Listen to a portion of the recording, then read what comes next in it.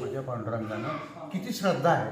मग अशी श्रद्धा असल्यानंतर त्या ठिकाणी आपल्याला कुठल्या अडचणीच येत नाहीत. आणि सगळ्यात महत्त्वाचा भाग म्हणजे आमचं पाय दुखणं, अंग दुखणं वगैरे ह्या गोष्टी घडल्या. एक तर नामस्मरण, ते त्यांचे हरिपाठ 14 वेळा हरिपाठ बदल करतो दिवसामध्ये, आणि मी माझं नामस्मरण करत श्रीराम जयराम जय जयराम चालू. त्यामुळं आता त्यांच्या 2 बरगड्या क्रॅक झालेले आहेत, आणि तरीसुद्धा ते माझ्याबरोबर पूर्ण चालले.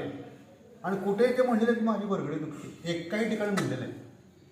पाय मात्र दुखतोय म्हणले, म्हणजे पाय दुखणं सांगत होते, पण बरगड्या दुखत आहेत हे सांगत नव्हते. म्हणजे मारुतरायानं त्यांच्यावर किती कृपा केली. आणखी विशेष त्यांच्या बाबतीत असं की त्यांनी कार सेवेला होते तिथे 92 सालामध्ये, आणि प्रत्यक्ष पाडताना ते नव्हते, पण बांधकाम जे झालं पहिला 4था जो झाला रामरायाच्या मूर्तीच्या स्थापनेचा, बरोबर, तो बांधताना त्यांनी ओंजळीनं वाळू दिलेली आहे. वा, एका तासात म्हणजे 10 बाय 10चा 4था ताफा उभा केला. म्हणजे किती लोक असतील का आम्हाला, आणि कुठेही चूक नाही त्यात. ओळंगात बघायची 6 डिसेंबर 1992 रोजी, बरोबर, 6 डिसेंबर 1992ला आणि ते तिथं होते. बरोबर, म्हणजे माझ्या दृष्टिकोनातून ही 2 अशी दुसरे जे होते फलके ते पण कारसेवक होते, पण त्यांना सुलतानपूरच्या अलीकडे अडवलं होतं आणि ती एकाच गावात 5-6 दिवस सुरू ठेवलं. म्हणजे मला 2 माझे जे जोडीदार भेटले किंवा त्यांच्यामुळे माझी ही अयोध्या वारी सफल झाली. आपल्याला 1992च्या जेव्हा कार सेवा झाली त्याच्या अगोदर तुम्ही कधी अयोध्येला कधी गेला होता का?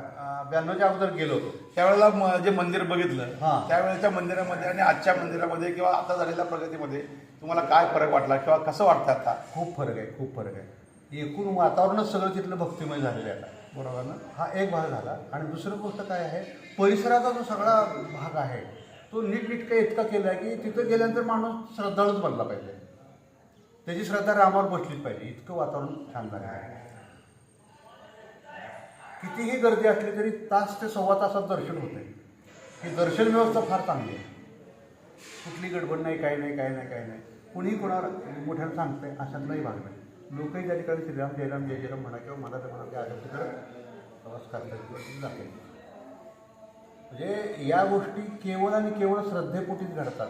जसं त्या खडका गावाच्या लोकांचाही आम्हाला पांडुरंगानं 2 वारकरी पाठवले, अशाच प्रकारचे लोक अनेक ठिकाणी आम्हाला भेटले. जहानाबाद नावाचं एक गाव आहे. निषाद राजांच्या त्या केवटांचा किल्ला आणि तो भाग बघितला आम्ही तिथला, आणि तिथून पुढे आम्ही प्रवासात निघालो चालत. तर त्या जहानाबादमध्ये आम्ही पोचल्यानंतर तिथले जे पांडे होते पुजारी मंदिराचे, बरोबर, मंदिराच्या बाजूला 2 खोल्याचं बांधकाम चालू असल्यामुळे ते म्हणजे घराकडे आपलं काम करूया, सोय वगैरे करून दिलेली. तर त्यांच्याबरोबर आम्ही रात्र काढली. 75 वय त्यांचं आहे. आणि ते म्हणाले की माझा फोन नंबर घेतला, त्यांचा दिला मला. आणि प्रयागराजला आता कुंभमेळा आहे, महाग कुंभमेळा असतो 1 महिना दरवर्षी ते जात आहे. मग ते त्यांचं आयोजन सुरू होतं. दंडी जो त्यांच्यातला पंथ आहे त्यांच्या दंडीवाड्यामध्ये त्यांचा मुक्काम किंवा तिथं तंबू होता. मग त्यांनी सांगितलं की आम्ही पत्ता वगैरे त्यांनी दिला आणि त्या ठिकाणी यायचं. विशेष म्हणजे 4-5 जानेवारीला आम्ही जेव्हा अयोध्येत पोहोचलो तेव्हा त्यांचा फोन आला, कहाँ पहुँचे और प्रयागराज आना है, याद करने के लिए फोन किया. वाह, म्हणजे श्रद्धा असली तर काय घडू शकतं हे. आणि त्या दरम्यान मग जहानाबादच्या पुढे गेल्यानंतर जेठवारा नावाचं गाव लागलं, अवतारपूर आणि जेठवारा. तर तिथंसुद्धा असे तुमच्यासारखे पत्रकार आले, हिंदी नॅशनल चॅनलचे पत्रकार आले, लोकेश गुप्ता आणि मिश्रा मोटरसायकल आले होते. आणि चालत होतं म्हणजे त्यांनी बुडीने गाडी थांबवली आमच्याकडं. कहाँ से आए, कहाँ जा रहे हैं, चौकशी वगैरे केली. आणि म्हणजे बहुत बढ़िया काम कर रही है आपकी, तो मुलाखत देनी ही आहे. मग पुढे जरा एक अर्धा किलोमीटर ते म्हणत नाश्ता करूया, मग तिथं त्याने आमची मुलाखत घेतली. आम्ही बोलतो. त्यांचंही वय 60, माझं 70 म्हणलं तर त्यांना आणखी कौतुक वाटतं. त्यांच्याकडे एक दिवस होता 65 वय त्यांच्या बरोबर होता, तो त्यांना आमच्या तिघांचे पाय दाबले. नाही म्हणजे तुमचं बढिया काम चल रहा है, ये सेवा करना ही पडेल. आणि आम्ही उभा राहिले, आम्ही म्हणतो तरी आमचे तिघांचे हात पाय दाबले दुनियात. म्हणजे हे श्रद्धेपोटी